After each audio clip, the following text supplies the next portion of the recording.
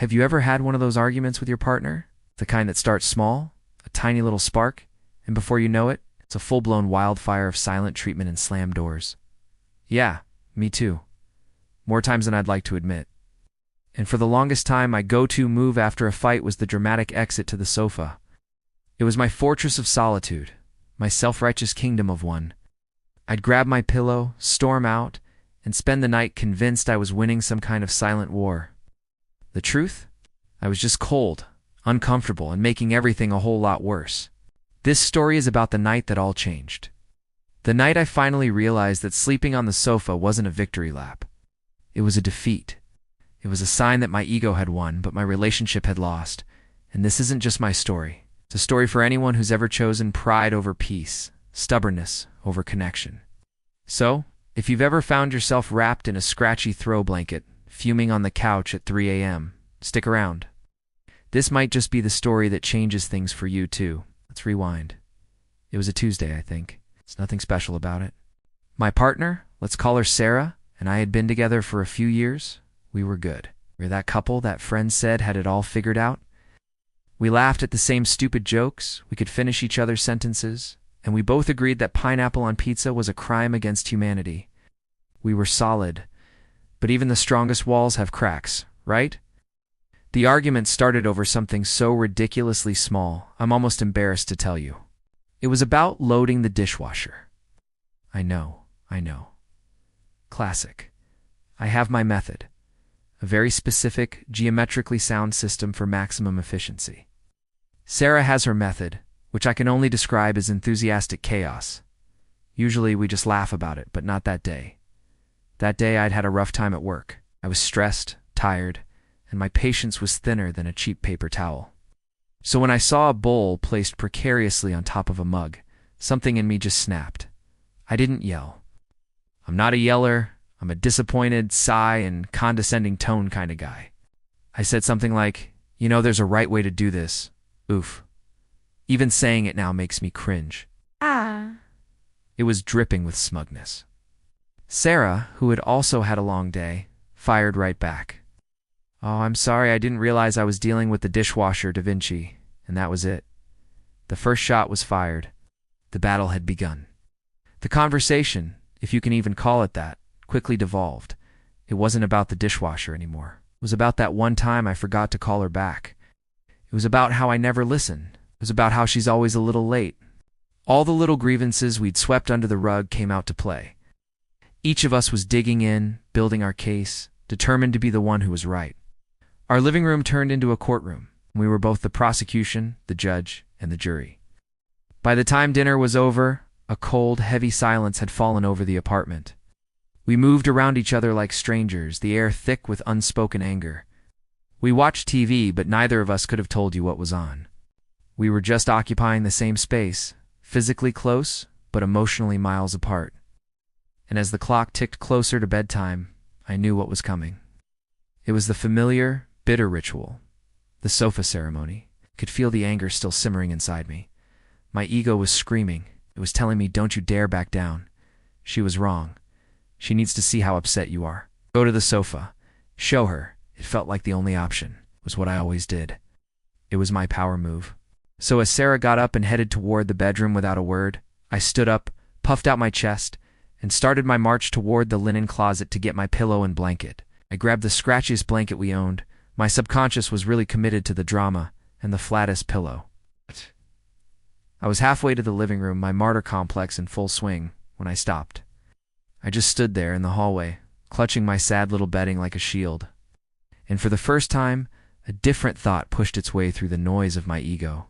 A tiny, quiet voice in my head asked, "What are you actually winning here?" I froze. What was I winning? An uncomfortable night's sleep? The moral high ground in a fight about a dishwasher? The chance to wake up tomorrow even more tired and resentful than I was right now? I stood in that hallway and pictured the two possible futures for the next 12 hours. Future A. I sleep on the sofa. I toss and turn, my back aches, and I stew in my anger. Sarah lies in our bed, probably just as angry and hurt as I am. We both wake up exhausted. The silence continues through breakfast. We go to work with this dark cloud hanging over us. The argument festers, growing bigger and uglier. It takes days, maybe even a week, to finally get back to normal. We lose a week of our lives to this stupid, pointless anger. Then I thought about future B, what would happen if I didn't go to the sofa? What would happen if, for once, I put my ego on the shelf and walked into the bedroom instead? The thought was terrifying. My ego screamed, "No, it's a sign of weakness. She'll think she won." It felt like surrender. It felt like admitting I was wrong, and I was still convinced I was at least 51% right. But that little voice got a bit louder. Is it about winning, or is it about being happy? Is it about being right, or is it about being together? I looked from the lumpy sofa in the living room to the closed bedroom door. And in that moment, something inside me shifted. Realization hit me so hard it felt like a physical impact. This wasn't a battle against Sarah. The real battle was happening right here, in this hallway. It was me versus my own stupid, fragile ego. And for years, my ego had been winning, and my relationship had been paying the price. I realized that every time I slept on the sofa, I wasn't punishing her. I was punishing us. I was choosing to create distance instead of seeking connection. I was choosing to be an island when what I really wanted was to be part of a team. I was prioritizing my need to be right over our need to be okay. So, I took a deep breath. It felt like jumping off a cliff. I dropped the pillow and blanket on the floor. I turned the handle on the bedroom door and walked in. The room was dark, but I could see Sarah's shape in the bed. She was lying on her side, facing away from me. She didn't move. I could feel the tension in the air. This was the hardest part. The silence felt like a wall. I walked over to my side of the bed and sat down. For a long moment, I didn't say anything. I just breathed. My heart was pounding. I was so scared she would tell me to leave, that she'd say, "What are you doing here? Thought you were sleeping on the sofa." But she didn't. She just lay there, perfectly still. Finally, I found my voice. It was quiet and a little shaky. I didn't say I'm sorry. Not yet. That felt like too big a leap. Instead, I just said the truest thing I could think of. Said, "I don't want to sleep on the sofa tonight." She didn't answer for what felt like an eternity. I could hear the clock ticking on the nightstand. Tick, tock, tick, tock. Each second stretched out, filled with a million possibilities of what she might say. And then she shifted. She rolled over to face me. In the dim light from the window, I could see that her eyes were wet. She didn't say anything either. She just reached out her hand. I took it. Her hand was warm. And in that simple touch, the entire wall of anger and pride that we had built between us just crumbled into dust. It was gone. We didn't talk about the dishwasher. We didn't relitigate who was right and who was wrong. We didn't need to. By choosing to be in that room together, we had already said everything that mattered. I climbed into bed, and we just lay there, holding hands in the dark. After a few minutes, she whispered, "Me neither." And I knew she didn't just mean she didn't want me to sleep on the sofa. She meant she didn't want the fight, the distance, the anger.